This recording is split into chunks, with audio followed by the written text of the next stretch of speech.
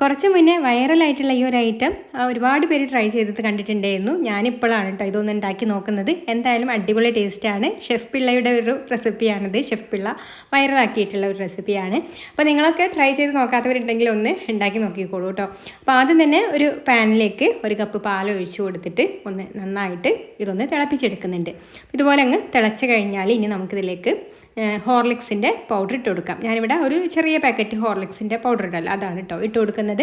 ഇതിന് പകരം നിങ്ങൾക്ക് ബൂസ്റ്റ് വേണമെന്നുണ്ടെങ്കിലും ചേർത്ത് കൊടുക്കാം. എന്നിട്ട് നന്നായിട്ടൊന്ന് മിക്സ് ചെയ്ത് കൊടുക്കാം. പിന്നെ മധുരത്തിന് ആവശ്യത്തിനുള്ള പഞ്ചസാരയും കൂടെ ചേർത്ത് കൊടുക്കാം. അപ്പോൾ ഈ ഒരു ഹോർലിക്സൊക്കെ ഒന്ന് മെൽറ്റായിട്ട് വന്നാൽ ഇത് റെഡിയായി. ഇനി നമുക്ക് മെയിനായിട്ട് വേണ്ടത് പൊറോട്ടയാണ് കേട്ടോ. അപ്പോൾ നമ്മൾ ബാക്കിയൊക്കെ വന്നിട്ടുള്ള പൊറോട്ട ഉണ്ടാവുമല്ലോ, ആ ഒരു സമയത്ത് ഉണ്ടാക്കാമെന്ന് വിചാരിച്ചിട്ട് ഇങ്ങനെ വെയിറ്റ് ചെയ്ത് നിൽക്കുകയായിരുന്നു. അപ്പോൾ ഇപ്പോൾ എന്തായാലും ഒരു പൊറോട്ട ബാക്കി വന്നിട്ടുണ്ട്. അപ്പോൾ ഒരു പൊറോട്ടയിലേക്ക് നമ്മൾ ഈ ഒരു ഹോർലിക്സ് ഉണ്ടല്ലോ, ഇളം ചൂടുള്ള ഹോർലിക്സ് ഇട്ടോ, നല്ല ചൂടിൽ ഒഴിച്ചെടുക്കേണ്ട ഒരു ഇളം ചൂടുള്ള ഹോർലിക്സ് അതിൻ്റെ മുകളിലേക്ക് നന്നായിട്ട് ഇതുപോലെ അങ്ങ് ഒഴിച്ചു കൊടുക്കാം.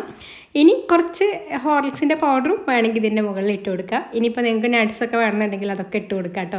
അപ്പോൾ ഇതൊന്ന് ട്രൈ ചെയ്ത് നോക്കിക്കോളൂ. ആ ഒരു ഹോർലിക്സിൽ ഇങ്ങനെ കുതിർന്ന ഈ ഒരു പൊറോട്ട കഴിക്കാൻ ഒരു പ്രത്യേക ടേസ്റ്റ് തന്നെയാണ് കേട്ടോ. അപ്പോൾ ഇഷ്ടമായിട്ടുണ്ടെങ്കിൽ ലൈക്ക് ചെയ്യാനും ഷെയർ ചെയ്യാനും ചാനലൊന്ന് സബ്സ്ക്രൈബ് ചെയ്യാനും കൂടി മറക്കല്ലേ. അപ്പോൾ ഇനി മറ്റൊരു നല്ല റെസിപ്പിയുമായിട്ട് അടുത്ത വീഡിയോയിൽ കാണാം. താങ്ക്